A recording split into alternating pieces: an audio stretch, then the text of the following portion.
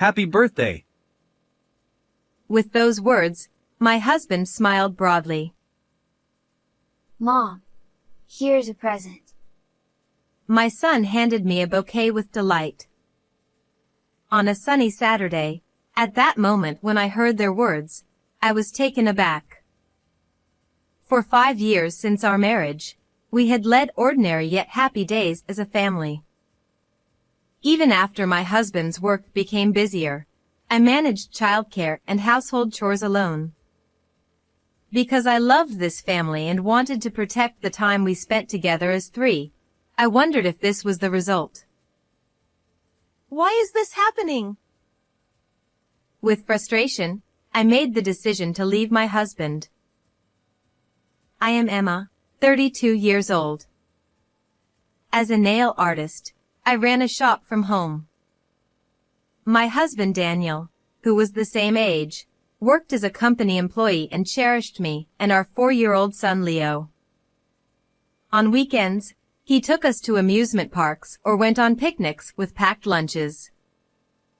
We were a seemingly blessed family, always smiling. But little did I dream that such happy days were gradually coming to an end. Emma, I'll be working overtime today and tomorrow, so I'll be home late. Is that so? You seem busier lately. Yeah. We've got new clients, and training the new hires is keeping me busy. Plus, I have a business trip next week, so remember that. One morning, I sighed as I watched Daniel leave in a hurry. For the past few months, his work had become significantly busier, and our face-to-face time had decreased. He had overnight business trips twice a week, and he often returned home late at night. Before opening my own nail salon, I had worked in a company too, so I understood the demands of unavoidable work and busy seasons. However, since our marriage, his workload had never been this intense, and my confusion was undeniable. And there's one more thing that bothers me. Come to think of it, I need to stop by the bank today. We need money again. I felt even more disheartened. According to Daniel, the company's policy had changed, and he no longer received reimbursement for business trips. On top of that, other out-of-pocket expenses had increased. With additional social gatherings, our spending has become quite intense lately. It's ironic that while we work to earn money, it seems to flow out in the opposite direction, leaving us dissatisfied. There's nothing we can do, right? It's part of the job, and you need to understand. After all, we're a couple supporting each other. However, when I gently raised the issue, Daniel's reaction seemed more exasperated than understanding.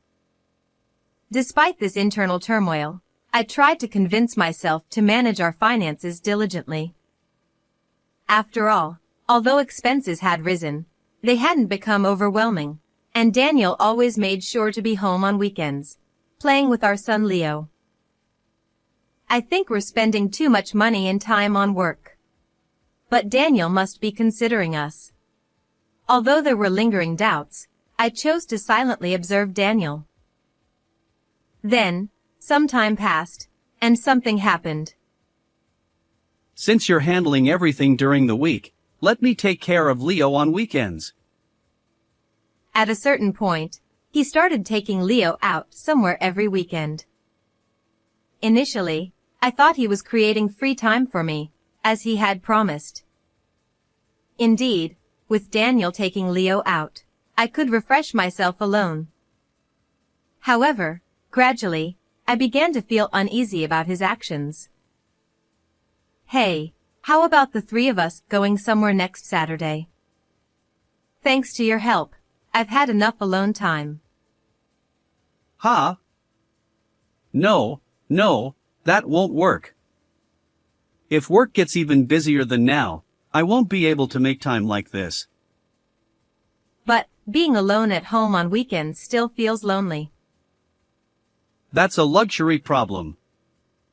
Anyway, rest without worrying about Leo. For some reason, Daniel stubbornly avoided including me in their outings. Rather than concern, it felt like he was excluding me. Furthermore, despite his efforts to reduce my burden, he only took Leo out for fun, never helping with daily chores. When I gently advised him, You want me to do more? That's being selfish. I ended up receiving a reprimand instead. While I had supported Daniel all along, I couldn't help but feel bothered by this situation. Could he be hiding something? Not long after that, on a Saturday, something happened.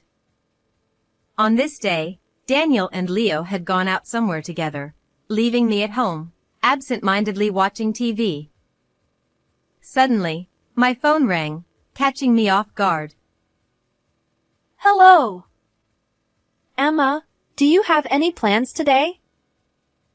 The moment I heard that voice, my previously downcast heart brightened. The caller was Ms. Smith, a 42-year-old woman. She had been my most loyal customer since my apprentice days as a nail artist. Despite our long association, she still appreciated my skills and continued to visit my salon. Our relationship went beyond that of a client and employee. We had become quite close. It's sudden, but I have an important commitment tomorrow. If it's okay, I'd like to request a nail appointment. Of course. Would it be all right if I come to your home as usual? That would be great. Thank you as always. After ending the call, I quickly gathered my work tools and headed to her house by car. Although I primarily operated my salon from home, I occasionally provided on-site services for clients. I'm looking forward to meeting Ms. Smith. With excitement, I set off for work.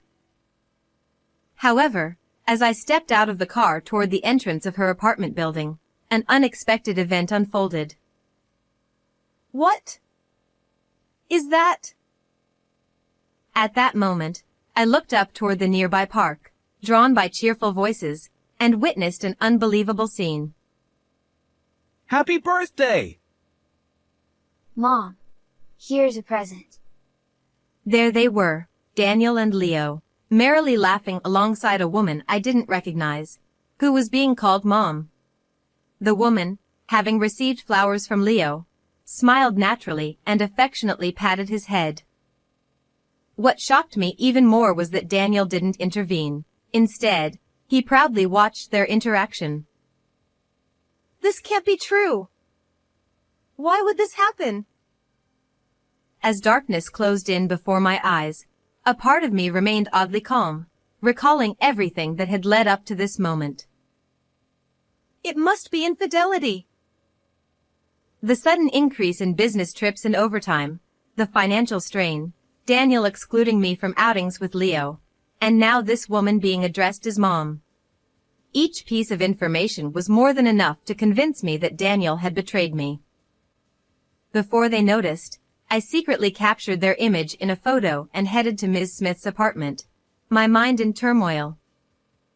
Honestly, I wasn't sure if I could perform my job effectively in this state, but I couldn't neglect such an important client.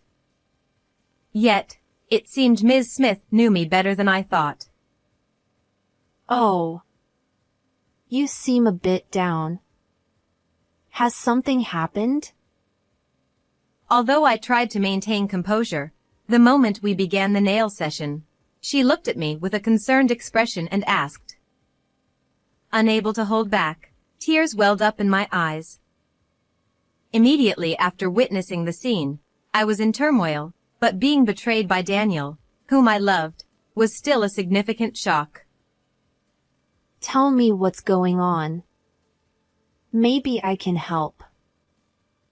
With a calm voice, Ms. Smith encouraged me, and I poured out everything, forgetting about work. As she listened, her eyes widened in surprise. And from that point on, events took an unexpected turn. A few days later, on a weekday evening, invited to Ms. Smith's apartment, I stood silently with her near the entrance. However, this time, I wasn't there for a nail appointment. Since that day, I had been working with her to devise a way to punish Daniel. When I explained the infidelity to Ms. Smith, I discovered even more shocking facts than I had anticipated. It seems they're back. The moment we heard loud voices from behind the door, Ms. Smith and I rushed out of the entrance. What? Emma! Why are you here? There stood Daniel, looking astonished, and the woman who had been called Mom that day. Both froze, their hands on the door handle, gaping open-mouthed. That's my line. Weren't you supposed to be on a business trip today? No! She's someone from work. But what about Leo? And who is she? Leo is with my parents. Ms. Smith helped me.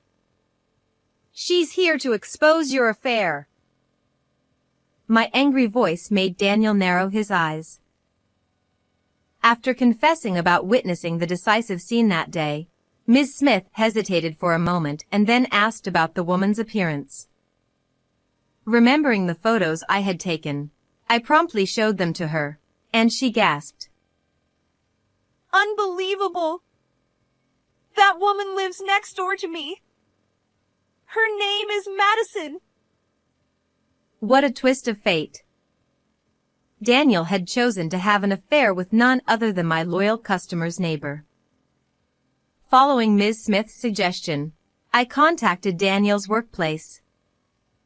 To verify whether the business trips were real, I learned that not only were there no trips, but he hadn't even worked overtime.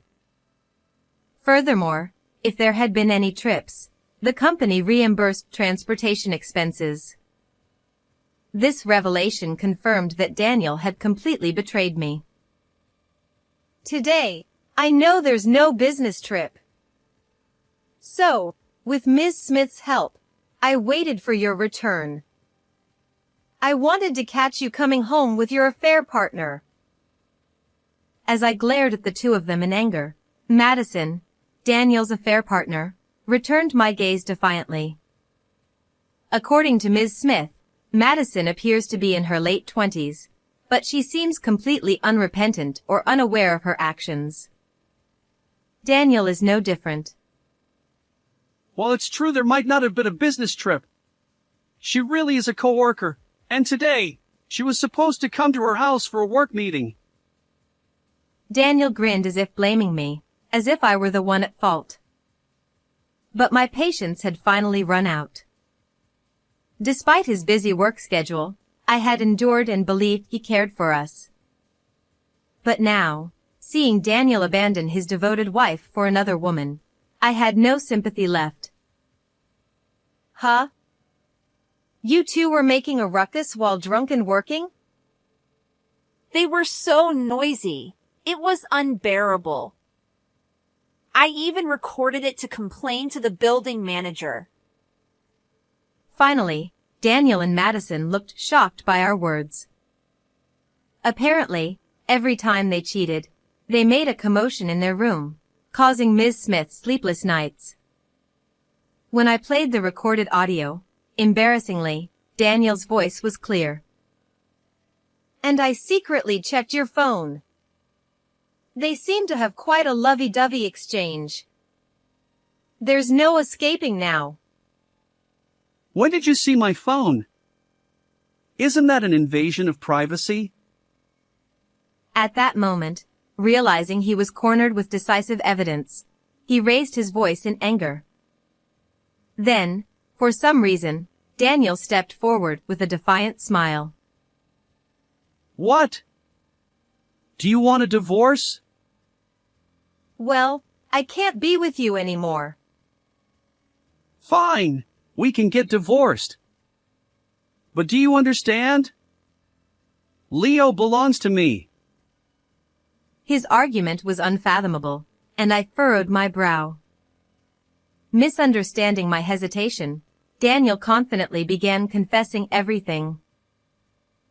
Leo already likes Madison. He'll choose me over you. As I listened, it turned out that Madison's transfer to Daniel's department had sparked their affair. While Daniel increasingly wanted to marry her, he didn't want to let go of Leo. So, he spoiled Leo and introduced him to Madison on weekends, hoping that when they divorced, Leo would choose him. Hearing this, my anger grew even more. It was clear how little Daniel valued Leo's feelings. You know, Leo isn't that naive. Ha! What are you saying? He found your outings quite painful. My words left Daniel looking bewildered. After learning about the affair, I subtly asked Leo about Daniel's behavior when they went out together. Leo tearfully revealed, Dad tells me to call that lady Mom. But I don't want to go with them because Dad says bad things about you. Despite not fully understanding the situation, it seems Leo sensed the unsettling atmosphere creeping into our family. And you tried to keep this a secret, right? Do you realize how much pain Leo went through? I didn't think. Leo was supposed to choose me over you. That's impossible. You hurt Leo to satisfy your desires. You're unfit as a father. In my rage, Daniel finally collapsed to the floor, realizing the gravity of it all. Then, in desperation, Please. I'll apologize for the affair, but just let me have custody. Look at me. he clung to me, but his apologies and shattered pride fell on deaf ears. If it had come to this, he should never have cheated in the first place. Dragging Leo into this, there's no way I'll grant custody to someone like that. Prepare yourself for alimony. With a final word, I confronted them with reality. Daniel and Madison stood frozen, their faces drained of color. Afterward, Daniel and I divorced. Naturally, I gained custody, and I demanded $30,000 each in alimony from him and his affair partner. I also planned to seek child support until Leo grew up. Apparently, rumors about this incident spread at their workplace, making it uncomfortable for both of them.